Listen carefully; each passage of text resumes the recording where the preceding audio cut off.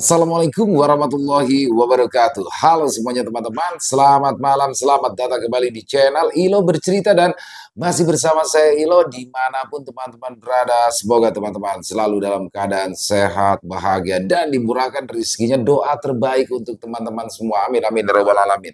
Dan pada kesempatan yang baik ini kami akan membawakan kisah dari tanah Kalimantan. Wow, kisah dari Kalimantan selalu menarik ya untuk disimak.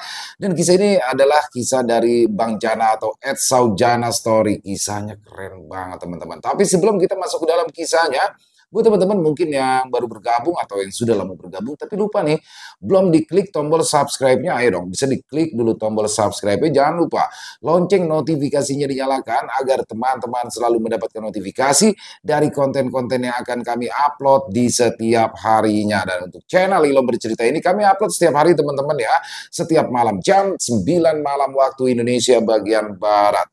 Gak pakai berlama-lama lagi, pasti udah gak sabaran kan untuk masuk ke dalam kisahnya.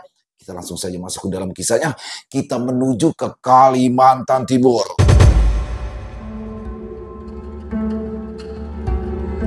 Kisah mahasiswa asal Kalimantan di perantauan.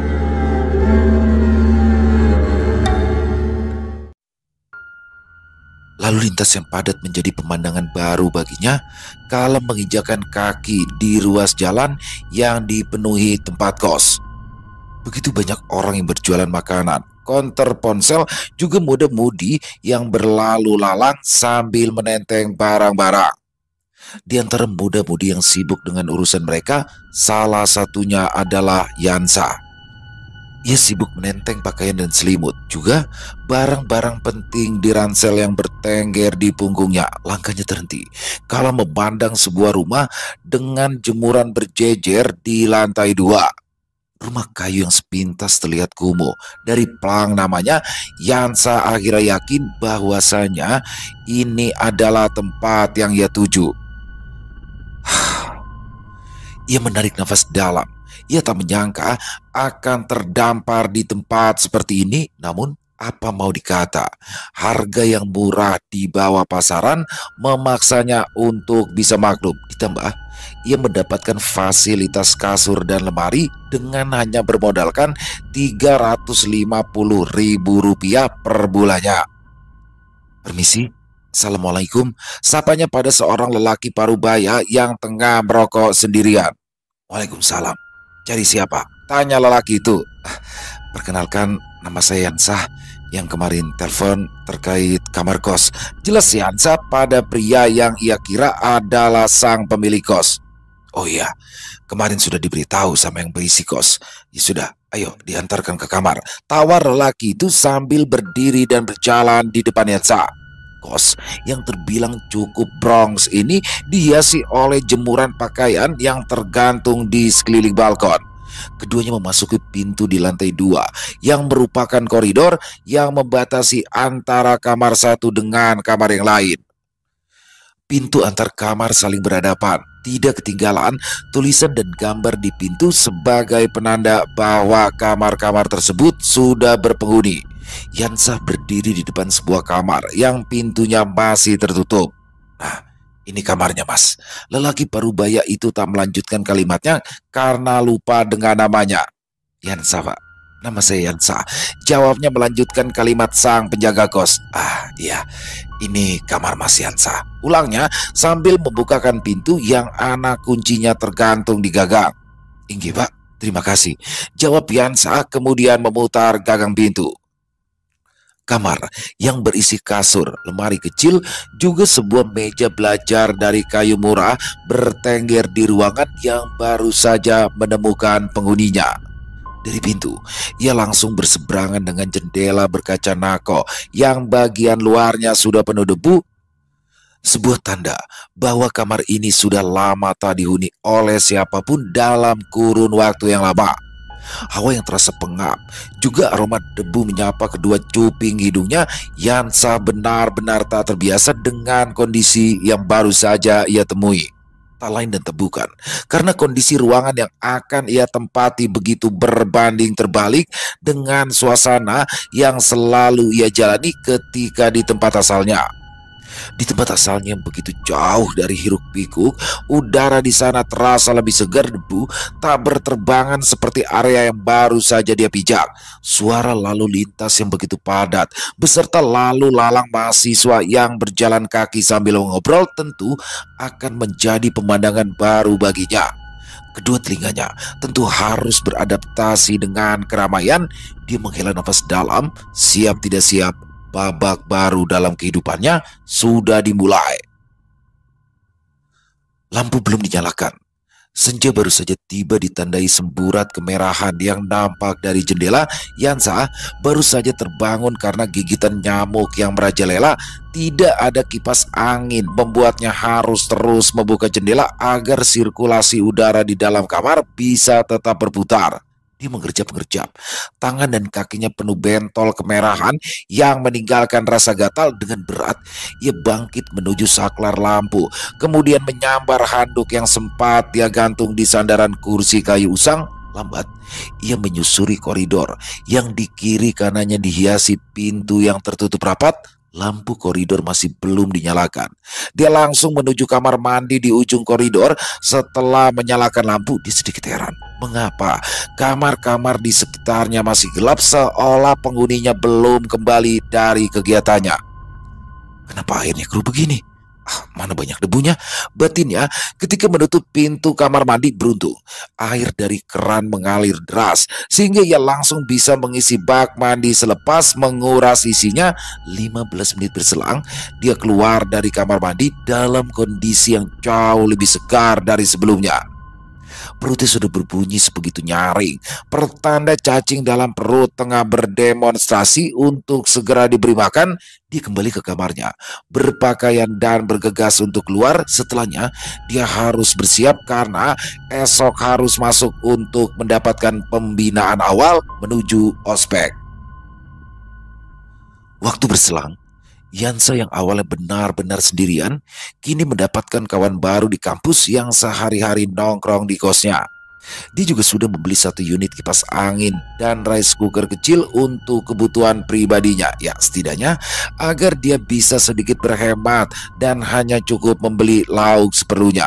Hidupnya tak lagi sendirian, meski tak selalu dikunjungi oleh kawan-kawan sekelasnya, namun masih ada kebingungan yang bergelayut di angannya. Mengapa kondisi kos yang ia tempati masih saja terasa begitu sepi, seolah penghuninya hanya menaruh barang dan menjadikan tempat itu seperti persinggahan.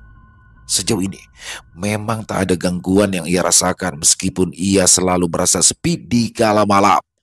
Satu-satunya yang jadi pertanyaan hanyalah soal penghuni kos yang lain. Sudah seharusnya ia membubuhkan tanda tanya besar dalam ruang logikanya. Yan, malam ini mau nongkrong kada? Bubuhannya mau ke kontrakan, tanya Ical yang sebelumnya sudah membuat janji dengan kawan-kawannya yang lain. Jam berapa? Bisa.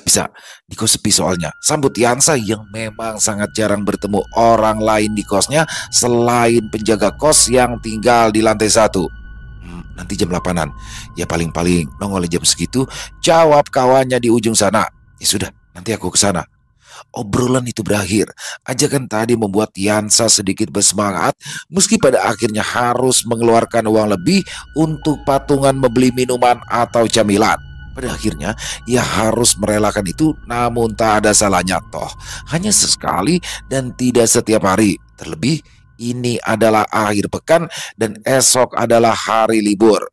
Meski ia tak pulang pun tak masalah, namun sebisa mungkin ia akan tetap pulang. Amanlah, masih sore.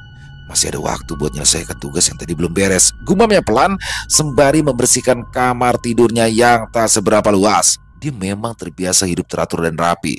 Berasal dari keluarga yang teramat sederhana, membuatnya terbiasa dengan peraturan yang sudah ditanamkan di rumah.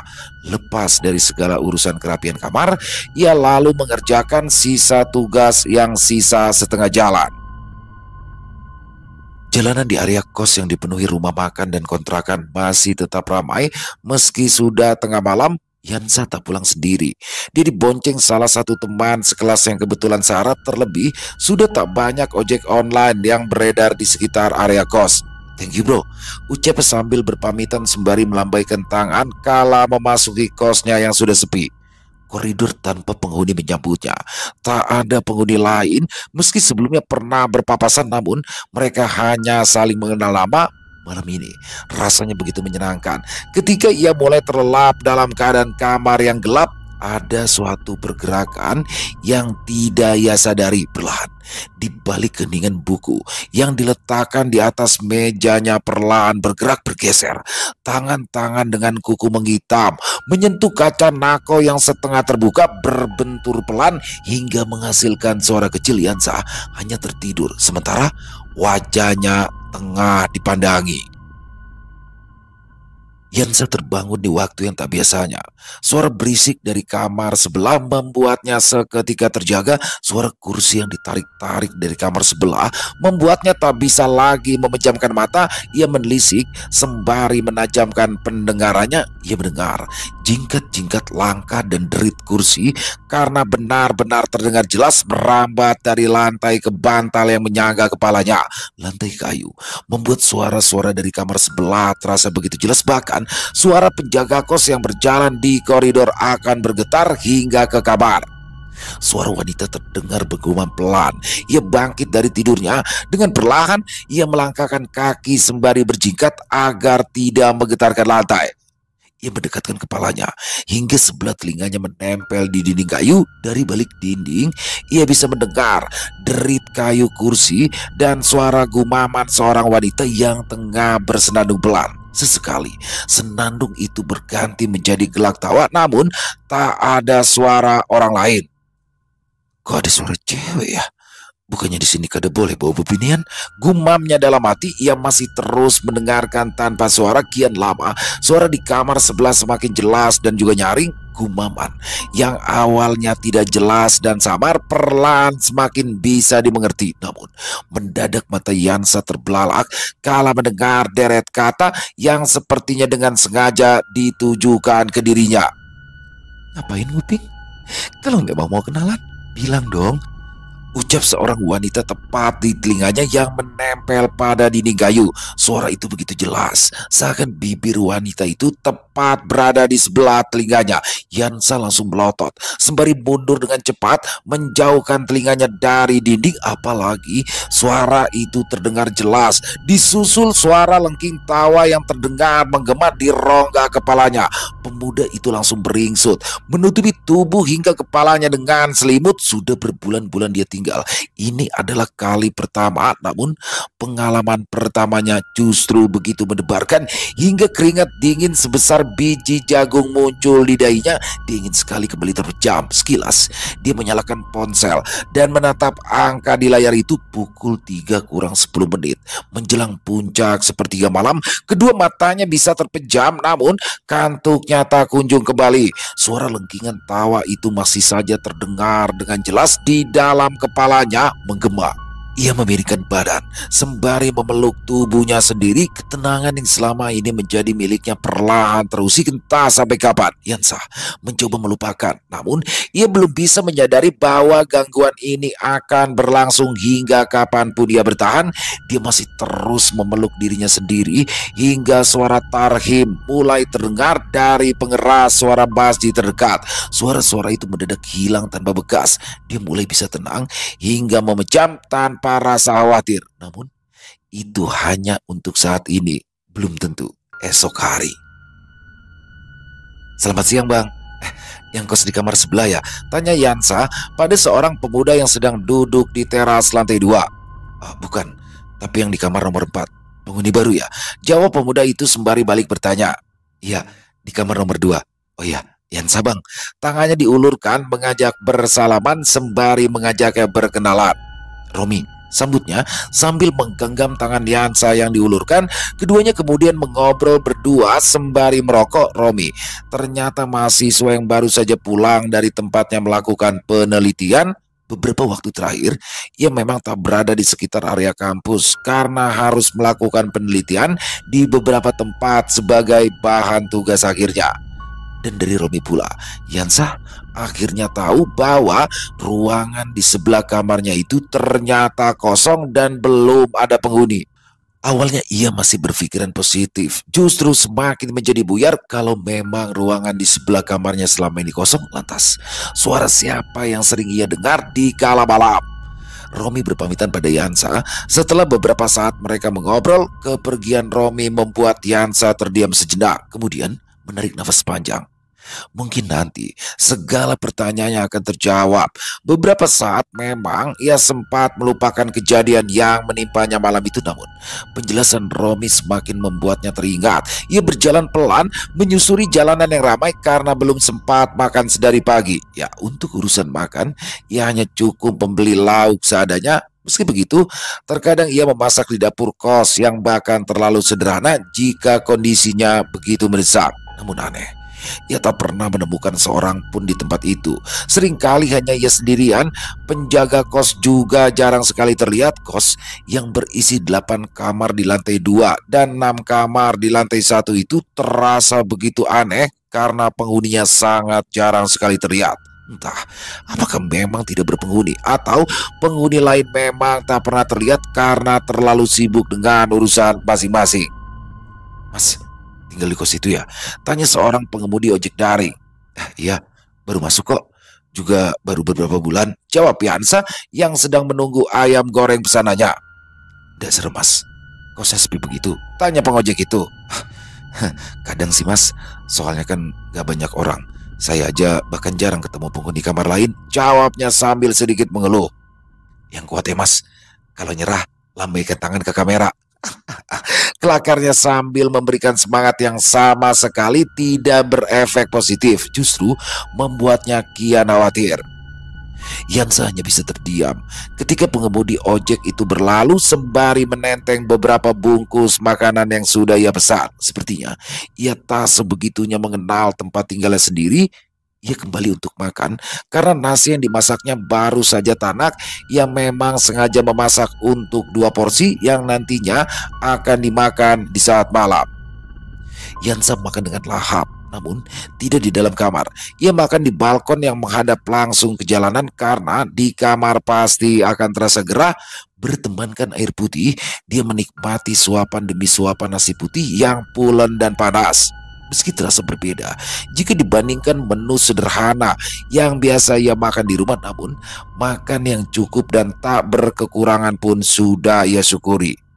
Dari arah belakang, ia bisa mendengarkan derit lantai kayu. Sekilas, ia menoleh ke arah lorong yang membatasi kamarnya dengan kamar di seberangnya. Namun, ia tidak menemukan apapun. Tak ada seorang pun di sana. Rasa gurih dari ayam goreng yang menjadi lauk makanya mendadak buyar, tergantikan rasa khawatir. Ditambah, ia baru saja mendapatkan kalimat pembangkit semangat dari seorang pengojek daring. Jingkat-jingkat kaki menyentuh lantai papan hingga terus membuat derit, dan itu akan terus berlanjut hingga matahari tenggelam berganti gelap. Yansa, malam ini numpang nginep dong, pintar amat. Tumbenan, jawab Yansa yang merasa aneh karena teman sekelasnya itu tiba-tiba saja ingin menginap. Ya, mau numpang bikin presentasi buat besok. Soalnya takut gak kekejar, jawabnya seadanya. Padahal ia penasaran dengan kabar yang sempat beredar perihal kos tempat tinggal Yansa. Yansa hanya mengiyakan. Ia bahkan merasa senang karena akan mendapat teman tidur. Ia merasa malamnya akan tertolong karena ia tak akan sendirian. Meski tak tahu apa misi sebenarnya dari Rahmat, Yansa yang merasa senang karena akan ada yang menemani akhirnya membersihkan dan merapikan kamar. Meski pada akhirnya Rahmat akan tidur di lantai yang beralaskan karpet karena kasurnya hanya muat untuk 1 orang. Kipas angin juga sudah ia bersihkan agar kamar tak terlalu pengap karena keduanya pasti akan merokok di dalam kamar. Ia bahkan menyediakan beberapa camilan dan juga kopi yang nantinya bisa mereka nikmati sembari mengerjakan tugas kuliah. Namun Yansa tak tahu apa yang akan mereka alami malam nanti. Bisa jadi keadaan akan lebih aman atau justru akan lebih buruk dari yang pernah ia alami. Lepas pukul 8, Rahmat tiba sambil menggendong tas ransel yang berisikan laptop di punggungnya. Tangannya menenteng plastik kresek hitam yang berisi mie instan, kopi, dan beberapa camilan. Ia seolah sudah mempersiapkan diri untuk bergadang demi menuntaskan rasa penasarannya. Rahmat memarkirkan sepeda motornya dan langsung naik ke lantai 2 yang tangganya berada di bagian depan kos. Setibanya di lantai 2, hanya ada satu kamar yang pintunya terbuka. Itu pastilah pintu kamar dari Yansa. Sang tuan rumah sedang duduk santai di lantai sembari menonton film bajakan yang baru saja ia unduh ketika menggunakan jaringan nirkabel kampus. Yansa, sapanya sembari melongokkan kepalanya di ambang pintu. Bro, ayo sini masuk, ajaknya sembari menyingkirkan laptopnya agak ke tepi. Rahmat melepas sandalnya dan meninggalkan di rak plastik yang terletak di sebelah ambang pintu kamar. Ia hanya cengengesan sembari menatap sekeliling seakan menelisik keanehan yang santer terdengar. Namun ia tak menemukan tanda-tanda yang aneh. Di hadapannya hanyalah kamar kos biasa yang sederhana dengan perabot yang seadanya pula. Ia ikut duduk di lantai berlapaskan karpet bersama Yansa sembari membuka bungkusan plastik kresek yang sedari tadi ia bawa. Tidak ketinggalan membuka tas ransel yang ia gendong dan mengeluarkan laptop. Yansa dan Rahmat mengerjakan tugas bersama sembari menyambungkan koneksi ponsel mereka ke laptop untuk mencari bahan tambahan dari mesin pencarian di internet. Keduanya tenggelam dengan obrolan seputar tugas, diselingi candaan santai sembari merokok dan menikmati kudapan yang sudah sama-sama mereka siapkan. Yansa bahkan sempat meninggalkan Rahmat sendirian untuk membuat kopi di dapur kos yang terletak di lantai bawah. Dan di saat sendirian, Rahmat mencoba menatap sekeliling sembari sesekali melongokkan kepalanya menatap lorong yang kosong. Namun ia tidak menemukan tanda apapun. Tak ada kengerian, tak ada keangkeran seperti yang santer terdengar. Namun Rahmat tak menyadari bahwa sebenarnya ia tengah diamati di antara batas dua dunia yang tipis dan transparan. Sesuatu yang sedang menatap gerak-geriknya sembari duduk santai di atas lemari pakaian yang tingginya tak seberapa. Sesosok wanita dengan rambut panjang tengah tersenyum gemas kala melihat pemuda yang tengah penasaran akan eksistensinya.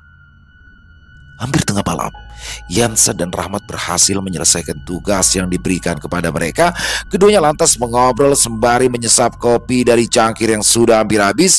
Keduanya mengobrol tentang gadis yang mereka anggap cantik. Tidak ketinggalan obrolan soal film dan game yang belakangan ramai dimainkan di ponsel. Dan karena terlalu asyik, keduanya tak sadar bahwa sudah lewat tengah malam, bahkan sudah memasuki dini hari. Yansa yang tidur di atas ranjang memberikan bantalnya kepada Rahmat yang tidur di lantai beralaskan karpet tebal sederhana. Yansa menggunakan selimut satu-satunya yang dilipat dan dijadikan bantal tidurnya. Keduanya merebahkan diri di posisi masing-masing.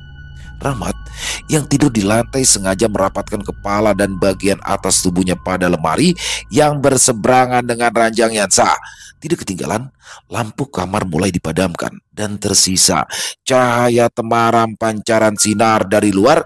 Yansa yang merasa senang karena memiliki teman tidur sekamar cepat terlelap, sementara Rahmat yang masih dilanda penasaran menunggu dengan gamang.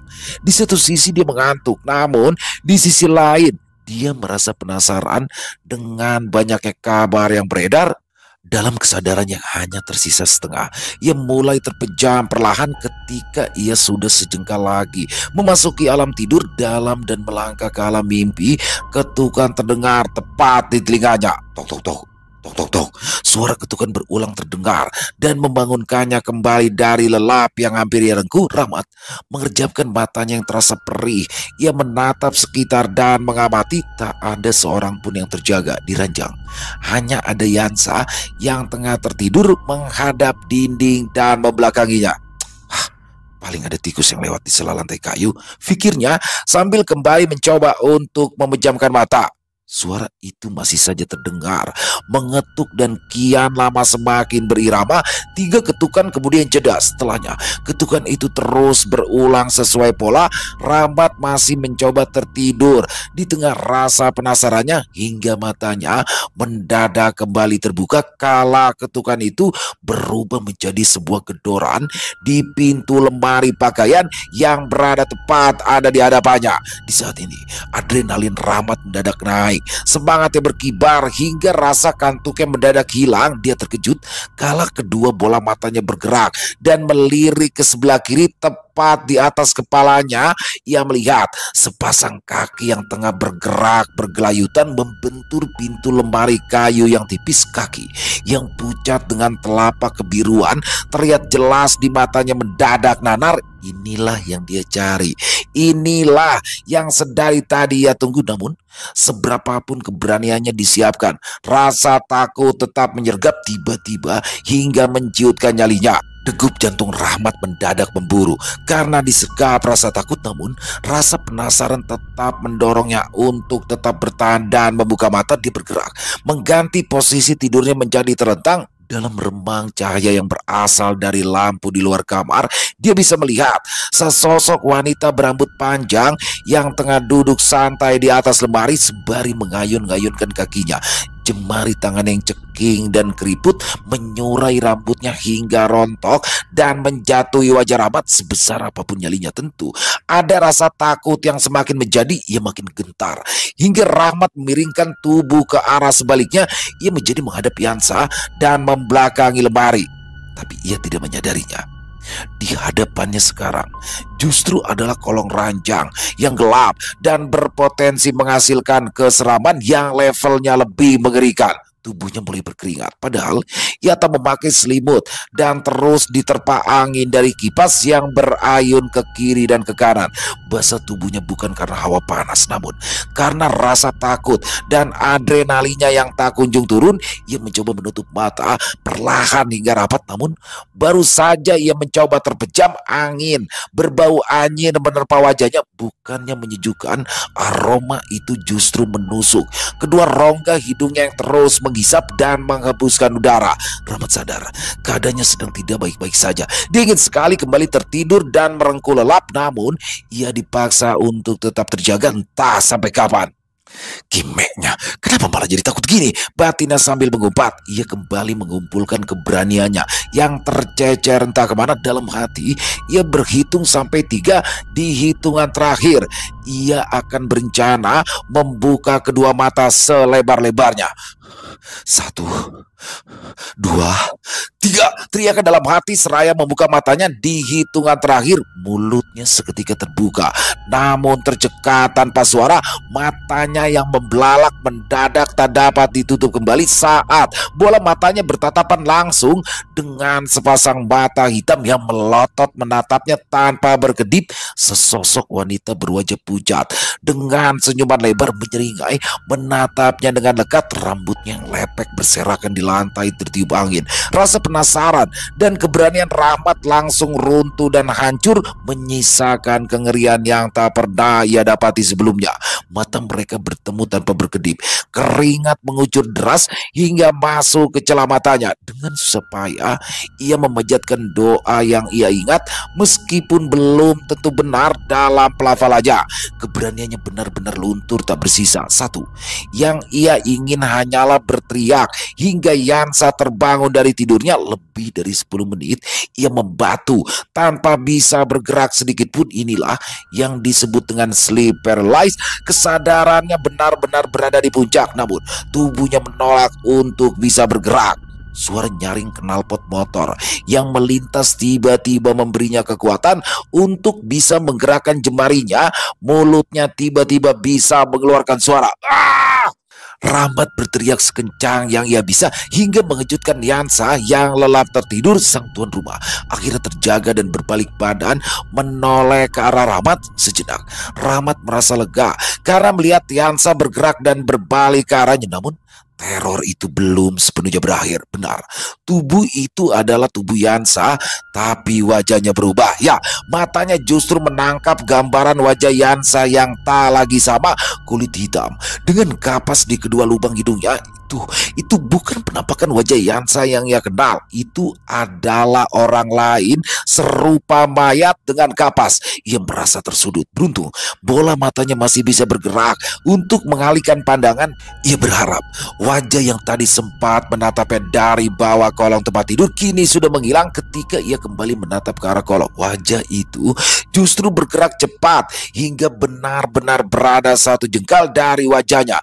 Nafas yang berbau anyir, kulit pucat dengan gurat-urat kebiruan, dan senyuman lebar semakin nyata dengan jelas. Yansa! Rahmat berteriak kencang hingga akhirnya ia tersadar dan terbebas dari kebekuan di tubuhnya. Ketika teriakannya berhasil keluar, sosok yang ada langsung menghilang bagaikan asap. Wajah Yansa yang tadinya hitam dengan kapas di hidung kini kembali seperti semula wajah yang ia kenali. Teriakan itu berhasil membuat Yansa terjaga. Kenapa, Mat? Hah, kenapa? Tanya Yansa yang terkejut kala mendengar teriakan dari kawannya itu. Di bawah ranjang, ucapnya sambil menunjuk ke kolong tempat tidur. Iya, kenapa? Tanya Yansa lagi yang kebingungan sambil menyalakan flashlight dari ponselnya dan menyorot kolong tempat tidurnya. Dia tidak menemukan apapun di sana, hanya debu-debu kecil yang menempel di lantai beralas karpet plastik. Dengan bingung, Yansa berdiri sembari mengucek matanya yang terasa berpasir. Dia lantas menuju saklar lampu yang berada di sebelah pintu masuk. Ia menatap sekitar, tak ada apapun yang aneh. Dia kemudian mengambil botol berisi air mineral dan menyerahkannya kepada Rahmat yang terduduk penuh keringat. Dengan cepat, air itu mengalir dari dalam botol ke tenggorokan Rahmat hingga berbunyi glok, glok, glok. Aku pulang aja ya. Tiba-tiba Rahmat berdiri, lalu ia memunguti barang-barangnya untuk dimasukkan kembali ke dalam tas ransel yang dia bawa. Ini masih jam 3:30 pagi, jawab Yansa yang bermaksud melarang kawannya itu untuk pulang karena akan berbahaya. Ditambah Rahmat harus melewati jalanan sepi yang bisa saja berpotensi jadi tempat kejahatan. Gak ada apa-apa, aku balik aja, jawabnya singkat, kemudian menyambar kunci sepeda motor dan helmnya. Rahmat berlalu dengan cepat meninggalkan kos dan Yansa yang kebingungan dengan apa yang baru saja terjadi pada kawannya. Sekilas ada rasa takut dan getir yang bergelayut di pikiran Yansa. Ia sangat jarang bertemu dengan penghuni kos yang lain. Ia bahkan tak pernah bertemu dengan pemilik kos. Orang lain yang pernah ia temui di lingkungan kos ini hanyalah Romi yang sedang berada di tempat lain karena menyelesaikan tugas akhir. Juga penjaga kos yang sangat jarang sekali terlihat. Dalam hatinya ia bertanya-tanya, mengapa kos yang ia tinggali begitu sepi tanpa penghuni? Dia harus mencari jawaban sebisa mungkin. Dia harus menggali informasi dari orang yang ia anggap paham dengan tempat ini. Dan satu-satunya harapan hanyalah sang penjaga kos. Hari ini ia akan menunggu orang tua itu muncul untuk bisa diinterogasi. Yansa mematikan kembali lampu kamarnya, membiarkan jendela berkaca nako itu terbuka agar sirkulasi tetap terjaga dan cahaya bisa leluasa masuk ke dalam kamarnya yang gelap. Dia memanjatkan doa, kemudian kembali mencoba tidur untuk akhirnya bisa ke kampus dan bertanya kepada Rahmat perihal kejadian yang kawannya itu alami. Tidak ketinggalan dengan niatannya untuk menunggu penjaga kos demi bisa mendapatkan informasi. Sementara itu, Yansa berbaring miring menghadap dinding. Sesosok wanita berambut panjang tengah memandanginya sembari duduk santai di atas lemari. Kegiatan perkuliahan sudah berakhir.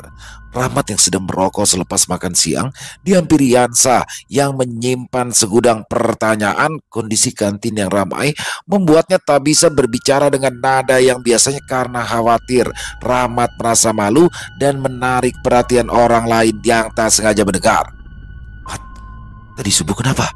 Malah bulik, tanya Yansa sambil meletakkan segelas es kopi susu di meja. Sekilas, Rahmat merasa enggan untuk bercerita karena khawatir jika Yansa akan merasa takut dan ingin pindah kos. Sementara dia tahu bahwa Yansa bisa berkuliah karena beasiswa dan keuangannya pun tak sebaik dirinya. Namun, seberapa keras ia berusaha menolak untuk bercerita, Yansa masih saja terus memaksanya. Ia tak bisa berkilah dan akhirnya menceritakan apa yang semalam dia lihat. Yansa memperhatikan Rahmat yang bercerita dengan seksama tanpa memotong. Ia sendiri sebenarnya pernah merasa aneh di awal kedatangannya, namun tak separah apa yang dialami oleh Rahmat. Apakah ini adalah sosok yang sama? Ia masih saja bersenandika sembari mencerna keseluruhan cerita hingga pada akhirnya ia bisa menarik kesimpulan bahwa gangguan itu adalah alasan terkuat yang menjadi penyebab kos itu begitu sepi tanpa penghuni. Rasa penasarannya semakin membuncah. Dia harus menanyakan penyebabnya kepada penjaga kos. Yansa pulang dengan dibonceng oleh Rahmat yang juga merasa penasaran dengan apa yang semalam ia alami. Mereka berdua merokok sembari minum teh botol yang dibeli dari warung sembari menuju kos. Tak banyak yang mereka obrolkan, hanya pembicaraan seperlunya sembari terus mengamati bagian dalam lantai satu kos. Berharap sang penjaga akan segera keluar untuk sekedar memasak atau membeli makan. Setengah jam berlalu, sebuah motor tua mulai memasuki halaman kos. Ya, orang yang mereka tunggu akhirnya datang. "Oh, Mas Yansa, tumben siang-siang nongkrong di sini," sapa lelaki itu sembari menstandarkan motor bebek tuanya. "Ah, iya, nunggu pian. Soalnya ada yang hendak ulun takunkan," jawab Yansa. Bapak penjaga kos lantas mengernyitkan dahi, kemudian ia ikut duduk di kursi yang berada di depan Yansa dan Rahmat. "Kenapa? Kok sepertinya penting?" kata lelaki itu melihat Yansa yang tak biasanya. "Begini Pak, di awal ulun masuk sini, ulun mendapat gangguan. Waktu itu ulun sempat dengar suara perempuan dari kamar sebelah. Padahal kamar sebelah itu kada ada yang nempati." Kisahnya mengawali cerita sembari dipenuhi keraguan.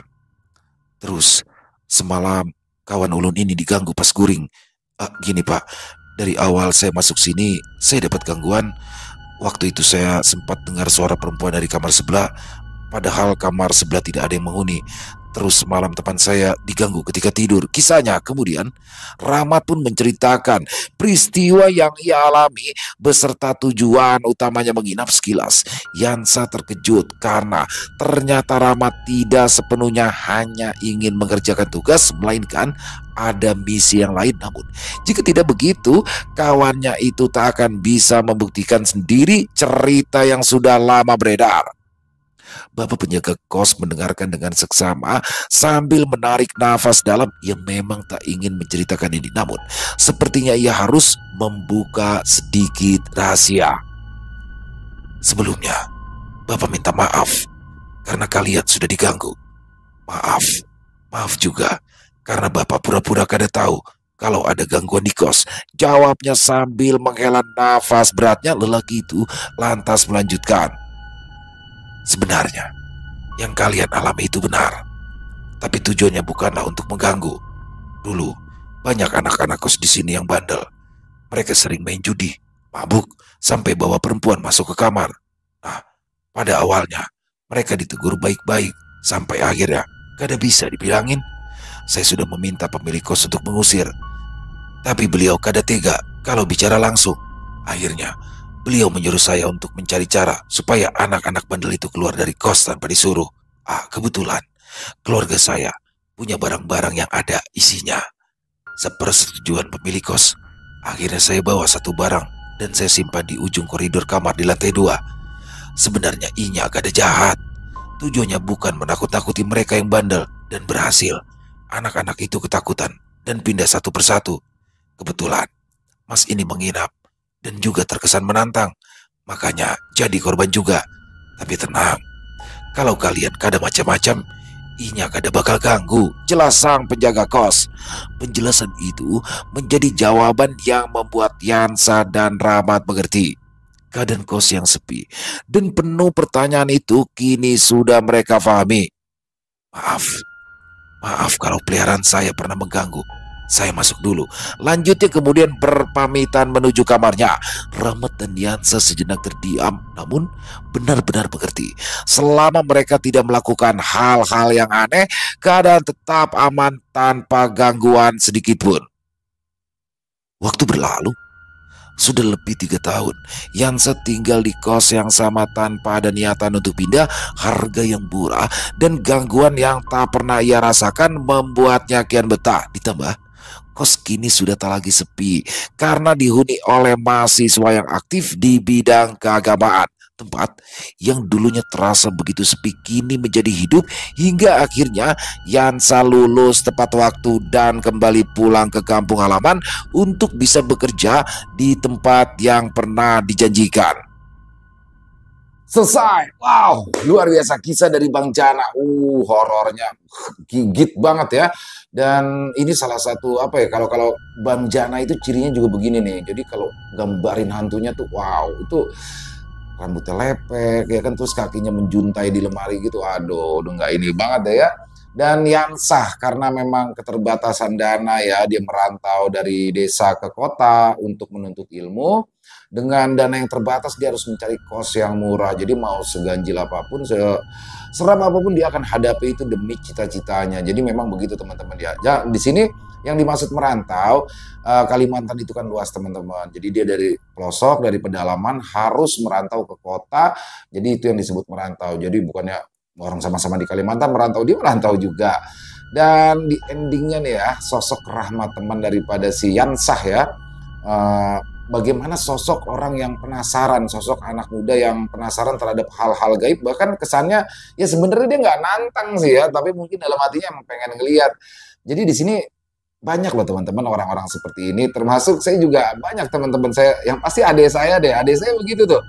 Ya apabila ada tempat yang katanya serem, apabila ada dia dengar nih, oh ada penampakan di sini nih, dia langsung datang tuh. Malam-malam dia datang malam-malam, pengen penasaran dia gitu, pengen ngeliat. Tapi alhamdulillah sih, alhamdulillah sampai sekarang juga baik-baik saja dan semoga akan selamanya baik-baik saja. Nyalinya gede banget tuh adik saya kalah loh.